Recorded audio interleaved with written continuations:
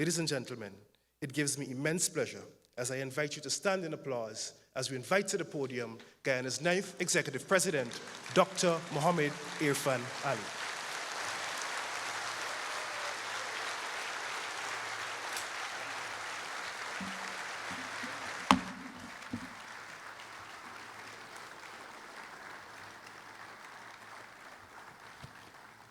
Thank you very much. Please be seated. Safe enough for the mask. I think it's safe enough distancing for me to take off the mask. His Excellency, President Chandraka Santokhi and First Lady, the Honorable Edmund Hinkson, representative of Prime Minister Mia Mottley, Honorable Prime Minister, Vice President, members of the diplomatic community, Chancellor of the Judiciary, members of Cabinet, Chief Justice, heads of the joint services, distinguished invited guests, my brothers and sisters of Guyana. My first words must be of thanks. Thanks to Almighty God, who has guided us through adversity and challenges, helping us to overcome them and to stand here today as one people, one nation, one destiny. Thanks to my parents, my wife, son Zaid, my brother, grandparents, mother-in-law, members of my wider family, my teachers, neighbors, colleagues, and all those who played an integral role in my own development. Thanks to the member states of CARICOM and international community for keeping vigil with our nation over the last 5 months as we fought to hold high the flag of Guyana as a democratic state deserving of high regard.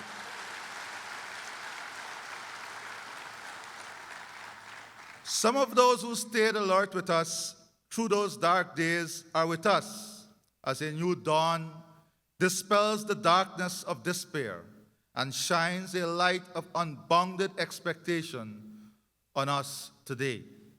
I take this opportunity to acknowledge the resident diplomatic corps from the United Kingdom, Canada, the European Union, the United States, who so fearlessly defended our people's political rights. Thank you. Other organizations stood up with us, among them the Organization of American States, the Carter Center, and the Commonwealth Group of Nations. They were each outstanding in their own way, and in time, their names will form a lexicon of heroes of our nation.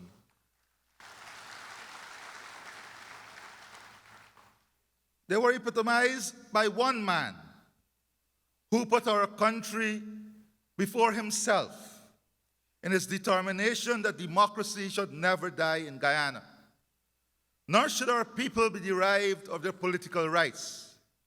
That man was Owen Seymour Arthur, the leader of the Commonwealth Elections Observer Mission and former Prime Minister of Barbados. But for his untimely and profoundly tragic death, Owen Arthur would have loved to be with us today. He was a true friend of Guyana, a man committed to justice and the rights of the people.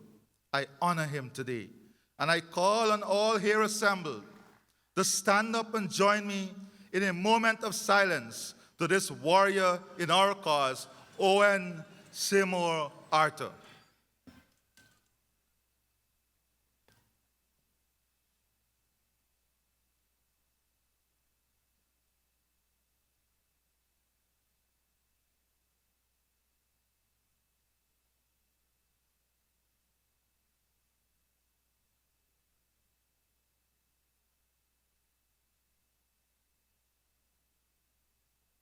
Thank you. I would also like to thank the chairwoman of GCOM for the role she played in ensuring we are here today in a democratic process.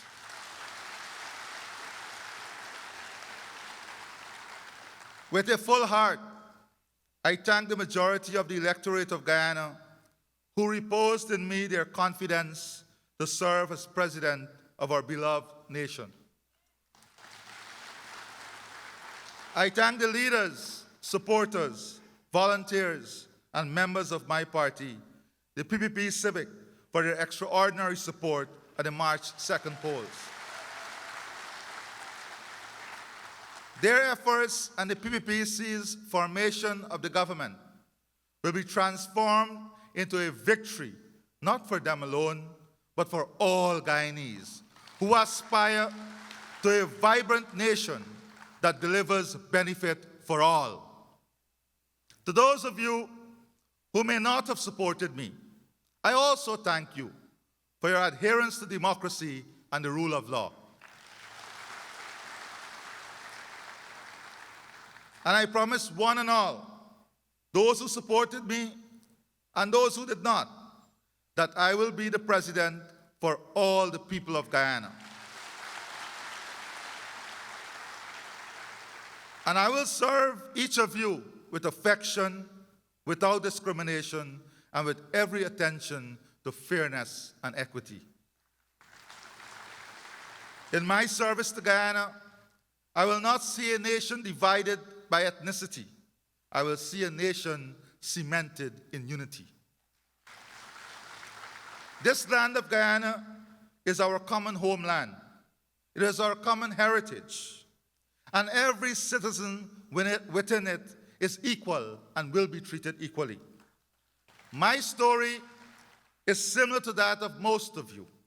I came from humble beginnings, experiencing struggles, circumstances, and aspirations no different from yours. As president, I will have to walk with kings in our country's interests, but I assure you that I will never lose the common touch. My first and last responsibility will be to the people of Guyana, all of them. From this day forward, our one nation and our people must join together to peacefully transition our country to a pathway of economic and social development at home and respect and regard abroad. From this day forward, we must, each of us, become our brothers and sisters' keeper, ensuring that in our journey to progress and prosperity, no one is left behind. In this context, my government intends to fulfill the pledges in the manifesto in which we contested the March 2nd general and regional elections. Central to fulfilling those pledges will be the collaborative and consultative relationship with the private sector, labor, and many other stakeholders in our society.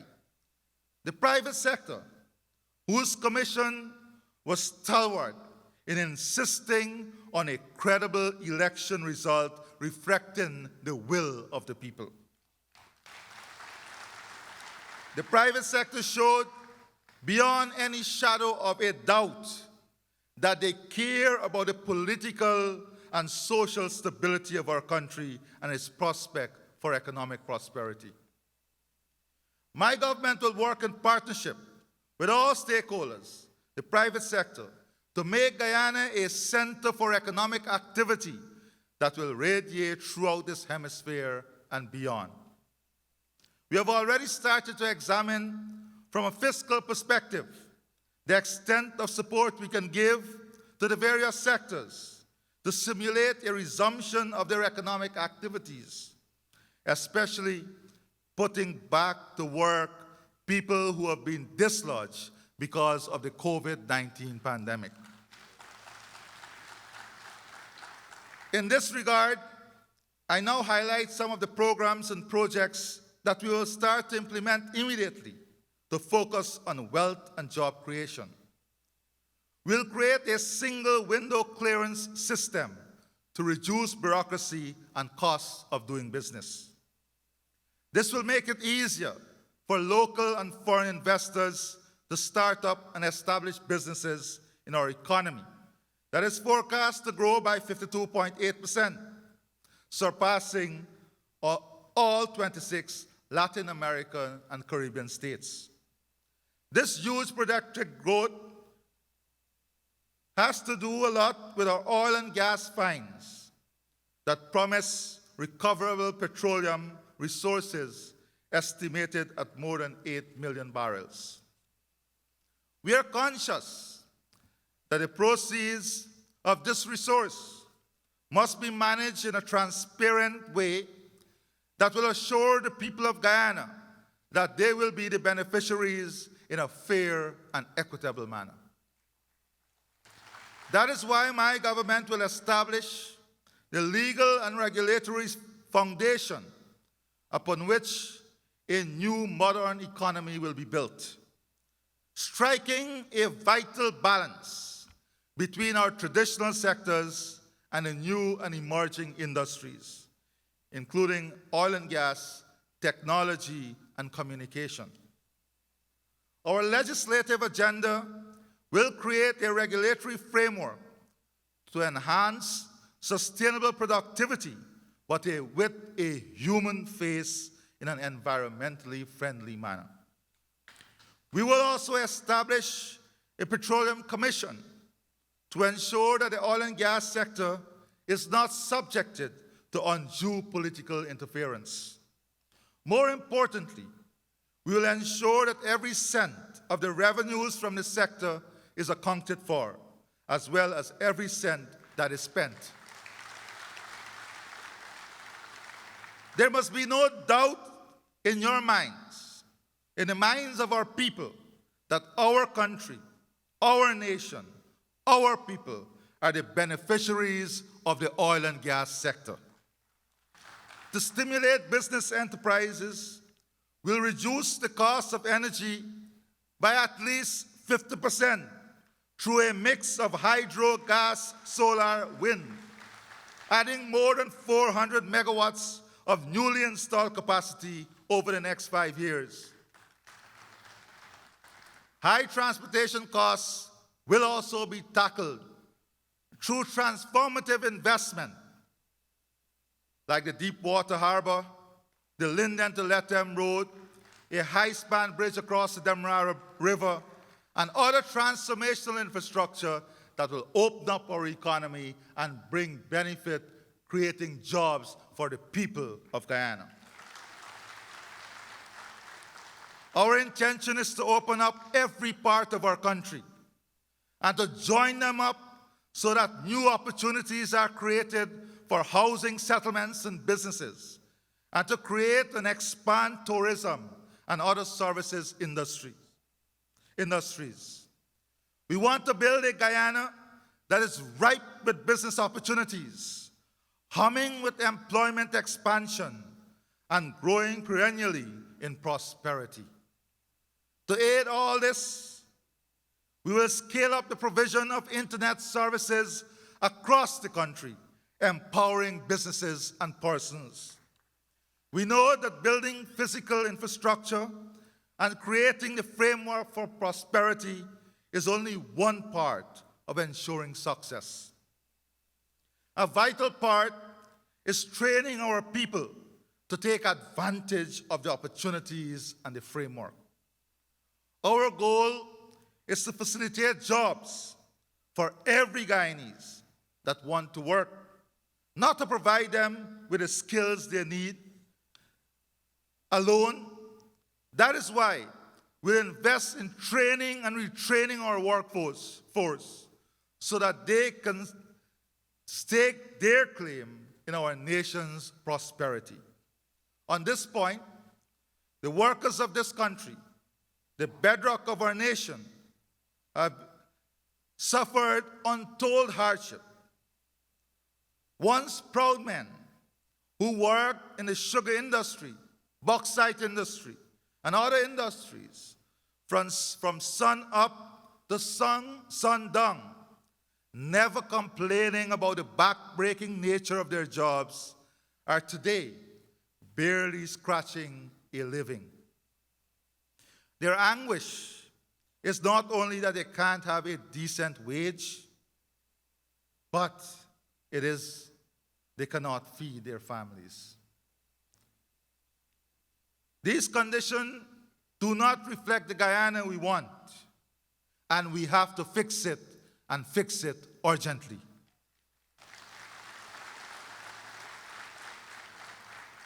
And it is certainly not a Guyana we should allow to continue. The sugar industry has virtually been abandoned in the last 5 years, and the workers have been deserted.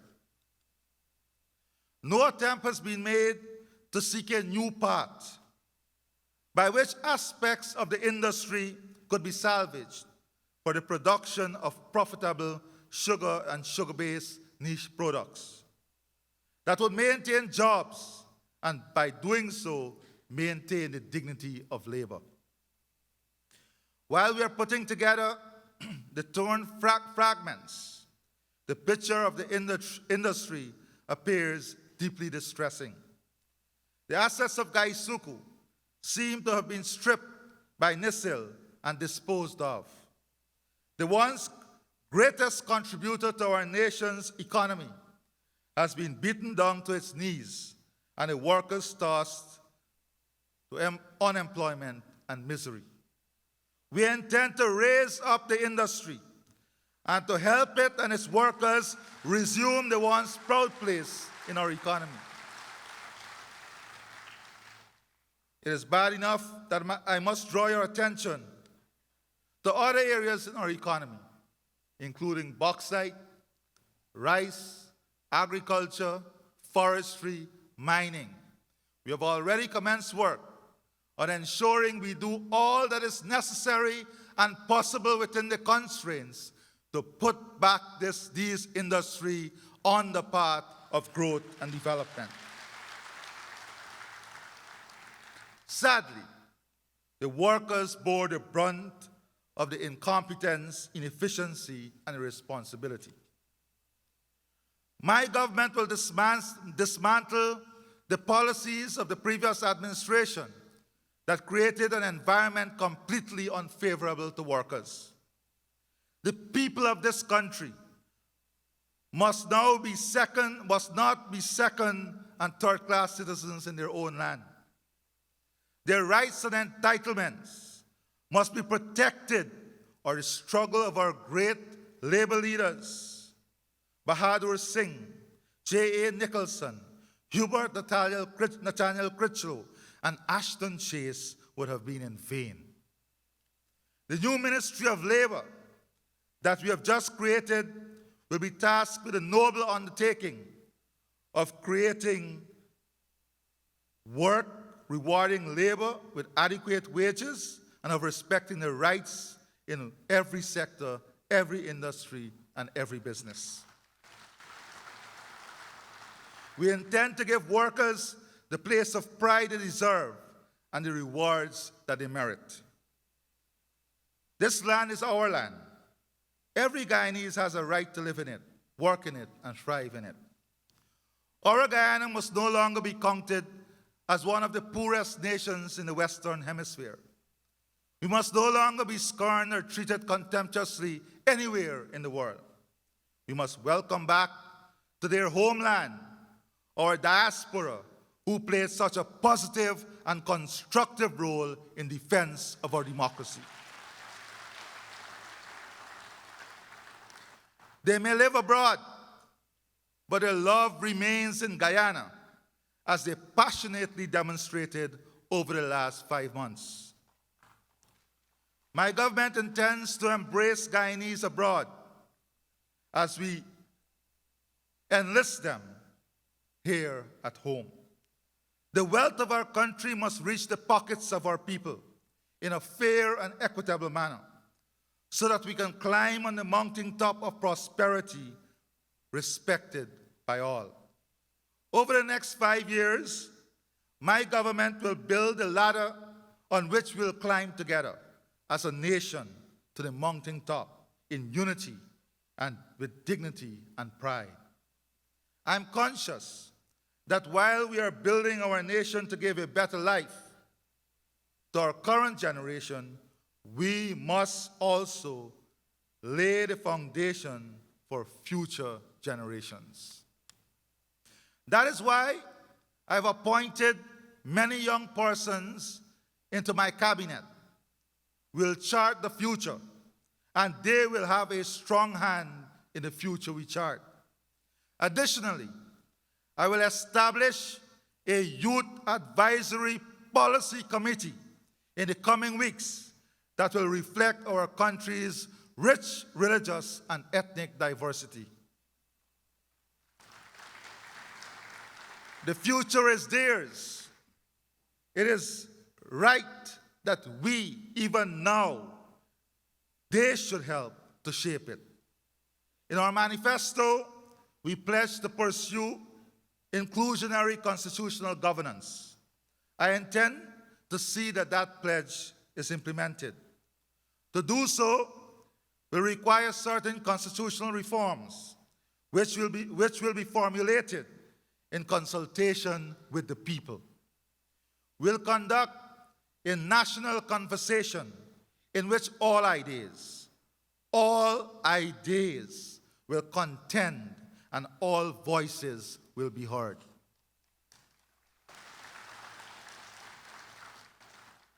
And always, we will enhance parliamentary democracy, support an independent and efficient judiciary, and ensure that the rule of law and the constitutional rights of every Guyanese are respected by all. All of us are painfully aware of the trauma and anguish that our people endured over the last 5 months, as vigorous attempts were made to destroy our democratic credentials and deny the will of the electorate.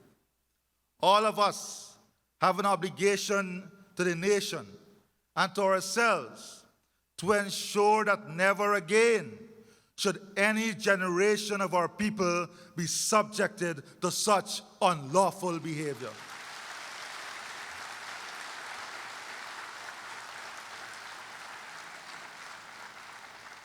Therefore, a review of events related to the electoral process over the last 5 months will begin shortly in order to determine forensically exactly what transpired and to hold accountable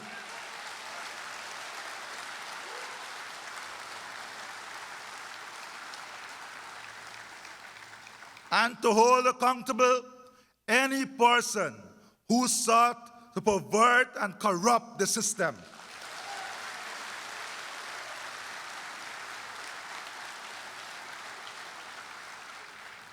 More importantly, we will pursue the necessary reforms to make our democracy stronger and our electoral process more transparent.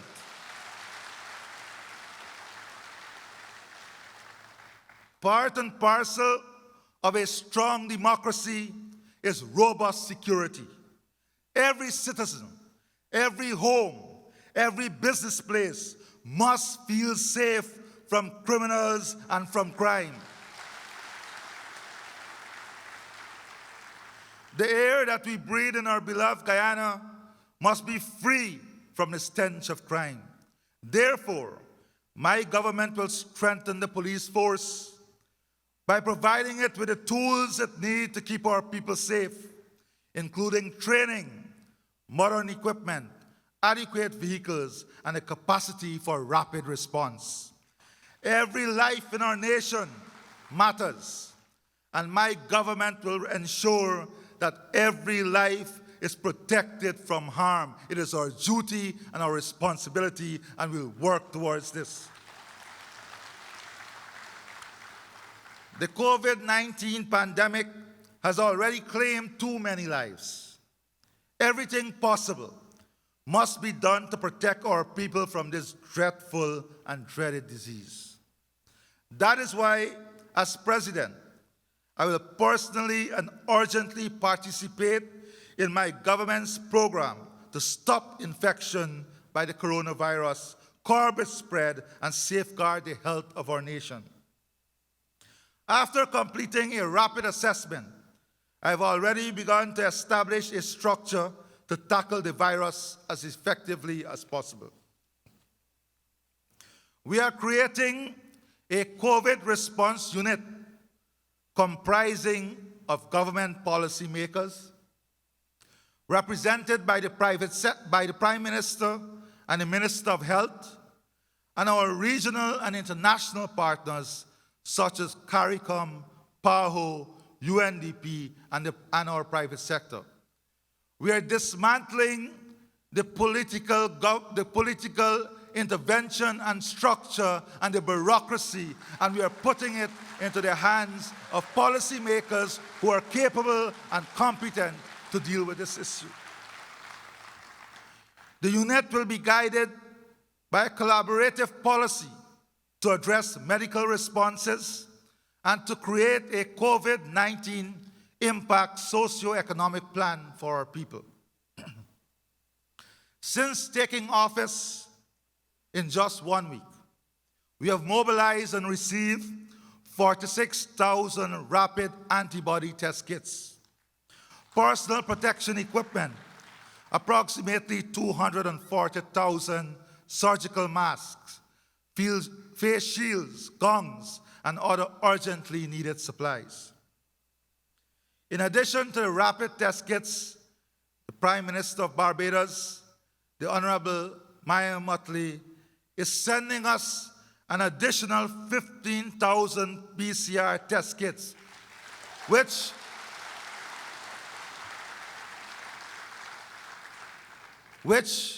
I'm informed came in with a delegation representing her.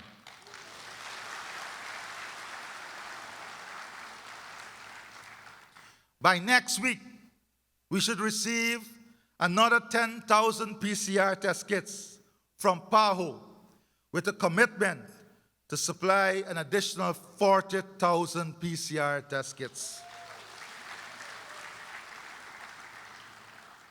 We have assessed 3 PCR testing machines and brought them into operation, with 2 more being sourced.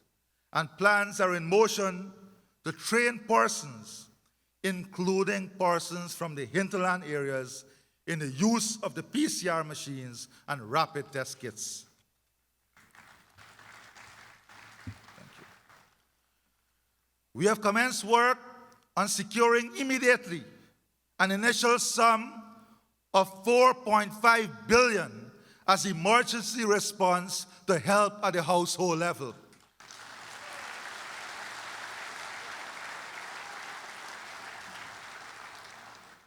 We met with the governor of the central bank and advised him to extend regulatory permission so as to allow for bankers to continue extending moratoriums. We have also looked at the possibility of adjusting the reserve requirement, which will allow the banks to have more disposable resources, and tying that adjustment with lower interest rates.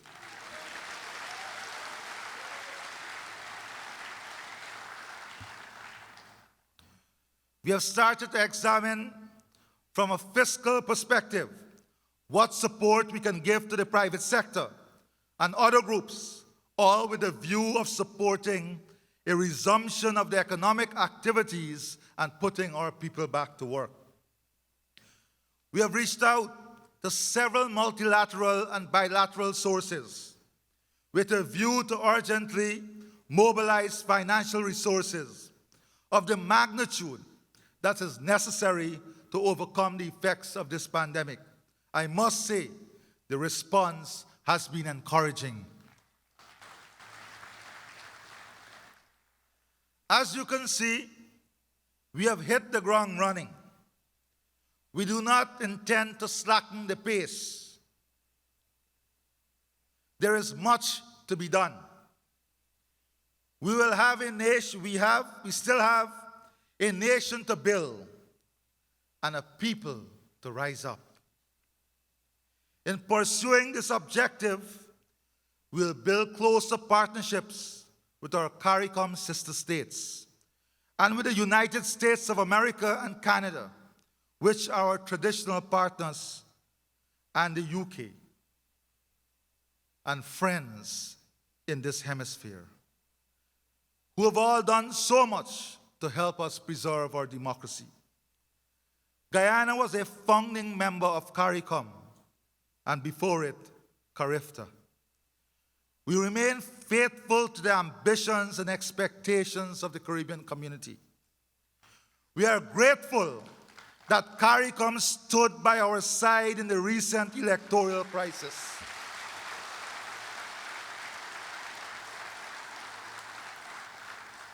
And the community defended democracy by scrutinizing the national recount of votes of the March 2nd elections, courageously and professionally. History will ever recall that singular role of regional solidarity. But we go further. As we look ahead to more prosperous times for Guyana, we also look to enhancing the objectives of the Caribbean community and the fortunes of all its people who are our brothers and sisters. We will play our role in CARICOM by joining our sister states in securing a more equitable place for the small states of the world and for developing countries generally. More particularly, we'll raise our voices in chorus with other CARICOM countries to combat the threat of climate change.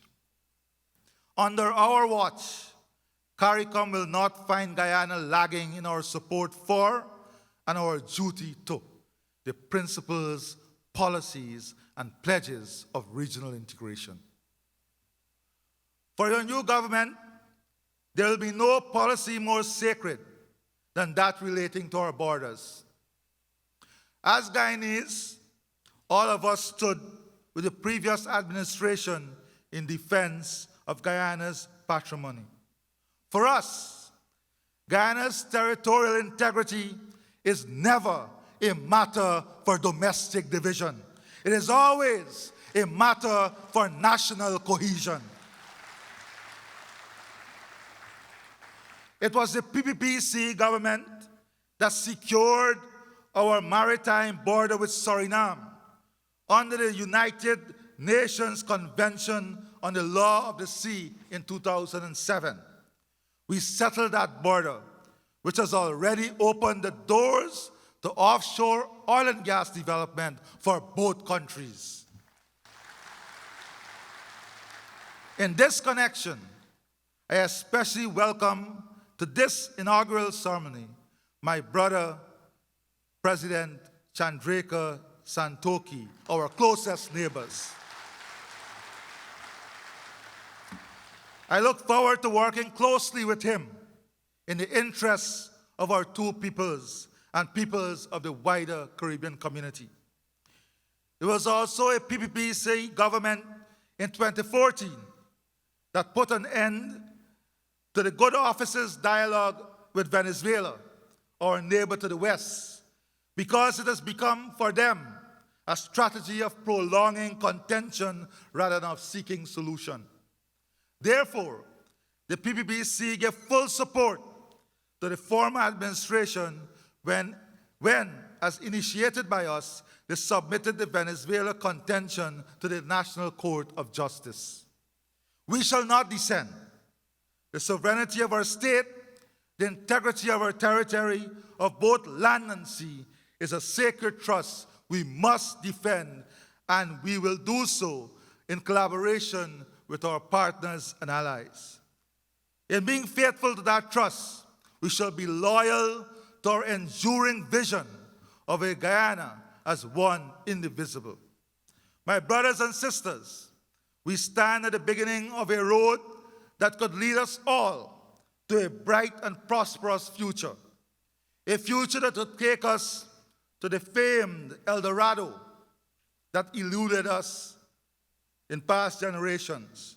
I assure you that we can take the road and march up it bravely, confident that we can find not only harmony as one people, but also prosperity as one nation. Our destiny can be a great country in which all who reside within it have the opportunity to achieve the means and to succeed. I pledge to you today, as your president, to work in your interests, all of you, without fear or favor, with great affection and no discrimination. This is our land, our collective homeland. We all love, and for which we want only the best. I offer you my hands of friendship, my hands of cooperation, my hands that is willing to hold all of Guyana, embrace all of Guyana as we charter the future together. Let us join as one people, one nation, in a single purpose to build our beloved country for the good of all. Thank you, God bless you, and God bless our dear land of Guyana.